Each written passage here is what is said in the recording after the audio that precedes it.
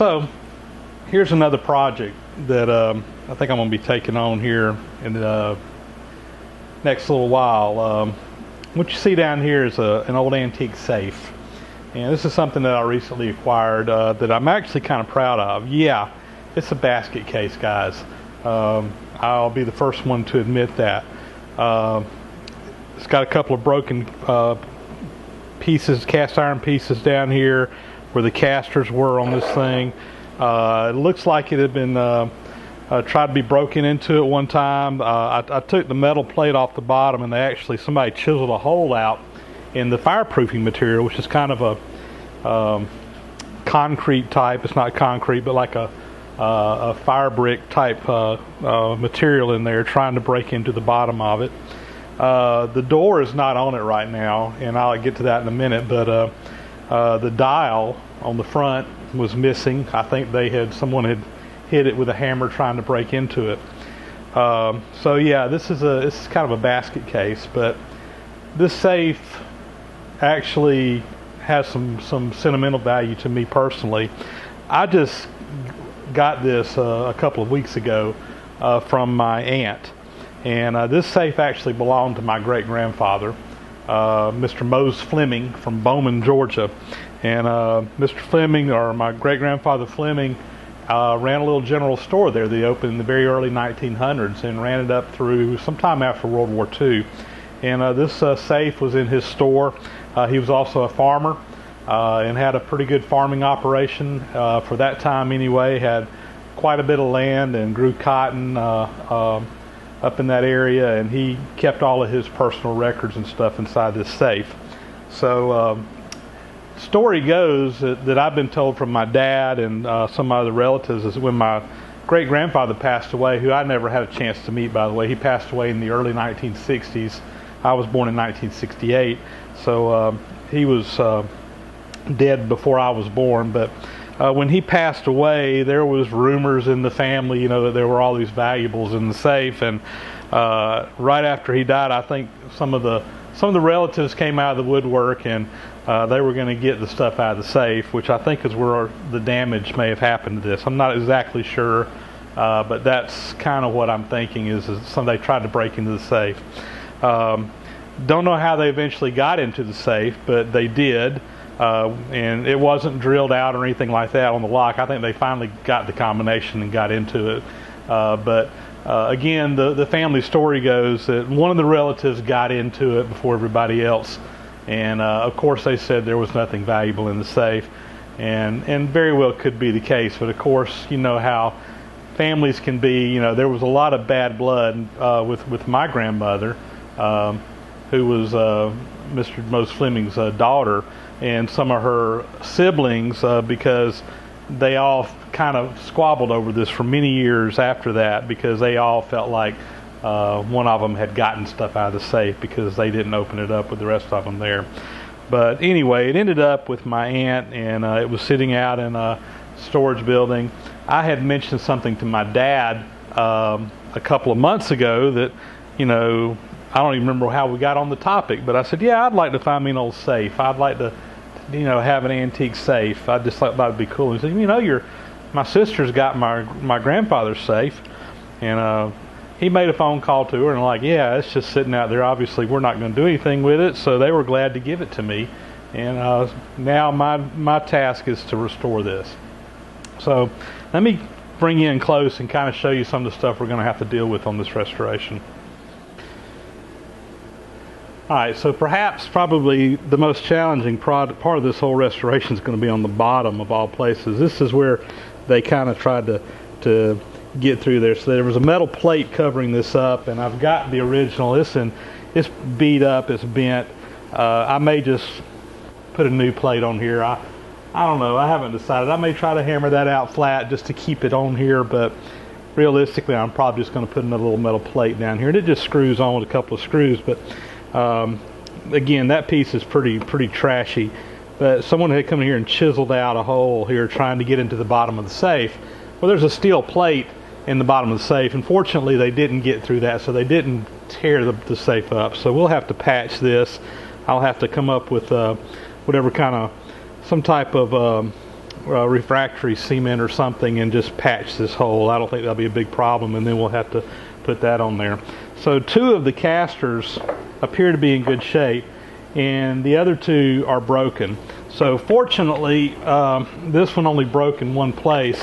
It's all here, and I think that's going to be a pretty simple brazing job, and I can get that fixed. And because of the way it is, both sides of the braze will actually, or both sides of the brake will actually be bolted on here, so there's not going to be a whole lot of stress on that brake joint right there. So I'm going to probably repair this one and put it on there. The second one, this one down here, the whole piece here that goes, I've actually got the wheel that was in there, but this piece is missing. So I haven't decided what I'm going to do with that yet. I could probably fabricate a piece of steel and braze it in there. That would work. And another option is that I can take this one off, which is the identical there, depending on which corner you're in. But this one here will flip over. It's identical to the one on the other side. I might send this to Cattail Foundry and just have them cast me a whole new piece. And anyway, we'll decide that a little bit later into this. I'm kind of on the fence of which way I'm going to go. May try brazing it first, and if that doesn't work, I can always cast a new part. So that's the challenges on the bottom. The wheels have got a little bit of wear in them, but I think they're okay. They're fine. It's not going to be rolled around a lot, so I'm not too worried about that.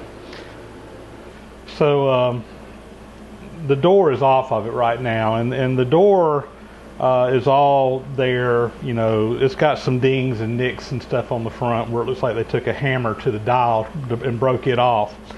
I actually took the door up to a local safe company here in town that services safes and locks and what have you, and I've met the guy in there a couple of times, and one of the guys actually restores old safes, and they actually have a bunch of safes up there in their store that they sell, and I knew that he knew a lot about the lock mechanisms and all that. So I carried the door up to him today and said, okay, before I start trying to restore this, is this too much of a basket case with the lock mechanism to try to salvage? And he looked at it, and actually the lock mechanism itself is still in great shape. It works.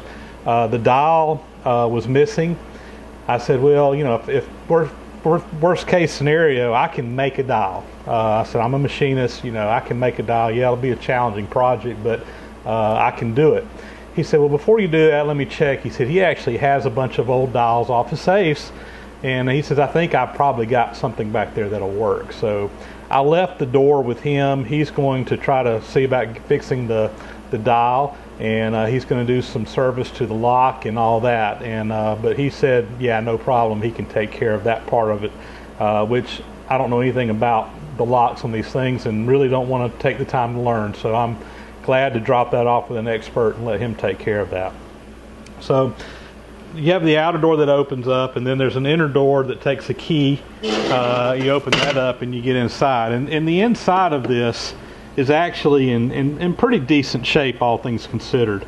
So there's another little lock box up here. I don't have any of the keys to this, so that's going to be something we're going to have to deal with. And I'll probably take these up to my friend at the safe company and see what we can figure out, either making a key to fit these or putting a new lock in them or whatever. But I don't think that's going to be a huge issue. The wood in here is all in good shape. It's lined with wood. Again, you got a little metal lock box right here that opens up, and that appears to be in good shape. It's got a carpet down here on the bottom, and that's in pretty ratty shape. We'll probably have to replace that. But all in all, the inside looks pretty good, so I think this is all doable. It has a decal on the front here. This is messed up. Looks like someone put some tape on it, and when I redo it and paint it, it's going to have to come off anyway. There's also some decals on the door. I think that I can reproduce this decal. I actually have found some pictures on the internet, and I got a friend that's a graphic artist, and he's done some of this work for me before, so I'm going to see if he can maybe recreate the decal from the pictures I took from this one, as well as from some of the other examples I found on the internet, and we should be able to recreate these decals. And I still got to find the decals for the front that we can work off of, but I think that's doable as well. So all in all, I think this is a good candidate for restoration. Most of this is just going to be cleaning it up, repainting everything. It's going to take some probably some body work. There's some, it's not very smooth around through here anymore. There are some dings and dents. They've repainted the front of it, got paint running down on it.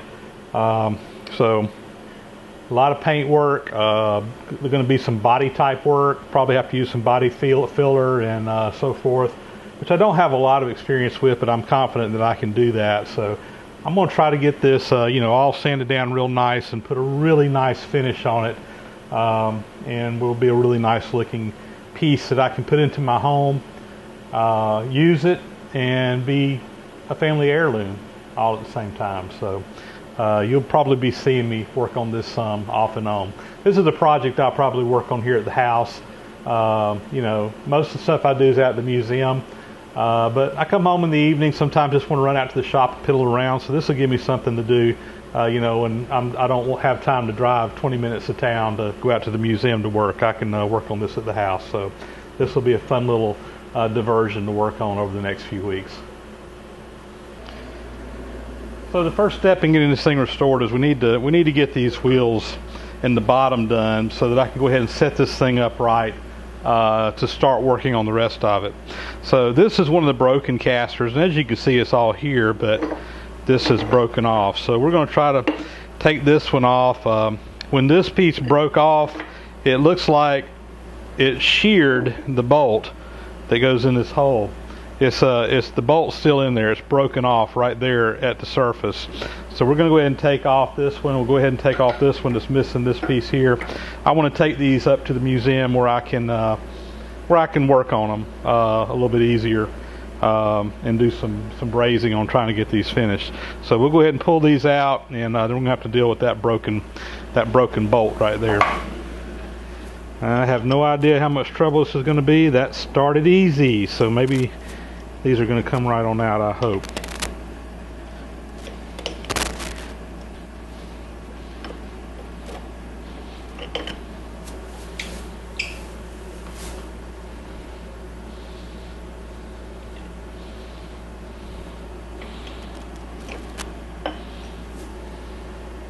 See if our luck continues.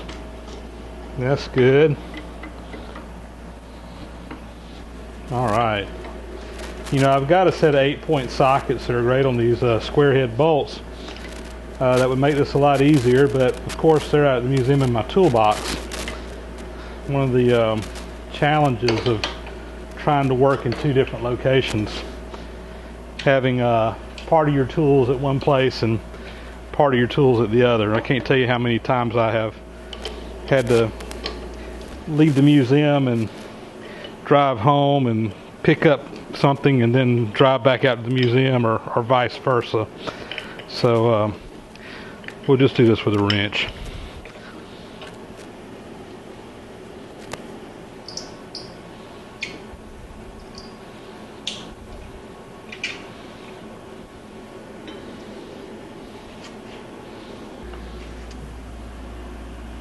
Alright, so now comes the challenging part. We got to get this broken bolt out. So I'm going to start by just kind of tapping around it. I have found a lot of times that just tapping on this stuff kind of helps break it loose. And next thing we're going to do is we're going to come in here and take a center punch and try to get as close to the center of this as we can. And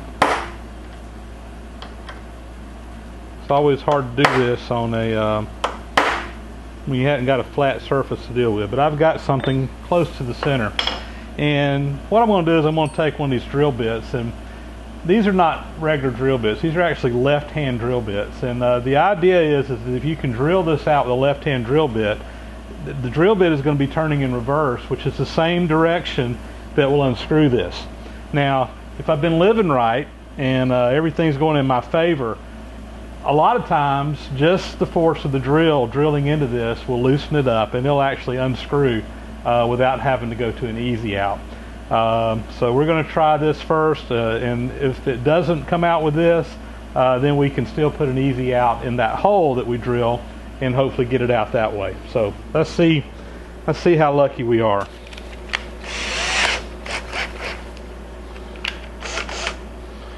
I think I need a new battery. Alright, so I have the drill in reverse.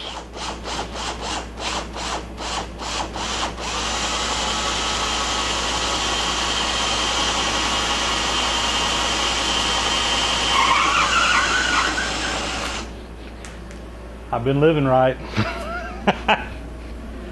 See how easy that was? I did cheat a little bit. I tried using some of this Croil that was sent to me by one of my viewers. Said it was great for just this application. So last couple of days I've been soaking that a little bit, and in fact I put some on there just before I did this. So there you go, guys.